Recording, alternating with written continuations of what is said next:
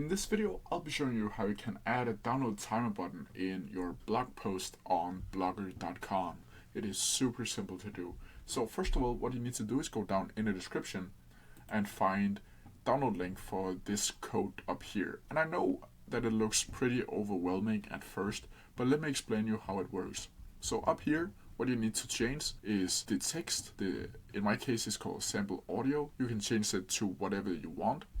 Then you need to express file size, and my file is 5 megabytes. Then from here, you need to go down to the toggle link, and here you need to paste in the URL that the download or the documents are in that the people needs to download. And then down here is your timer that you can change it to whatever timer you want. And after you've done that, you can click Ctrl A and click copy.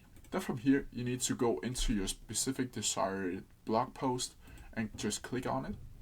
Then from here, you need to go up to this little icon up here and click in HTML view. When you have done that, you need to click enter and paste until you see this. Then you need to go up here and click update. And now let's see if it works. So how you're gonna see that is going up to the go back link here.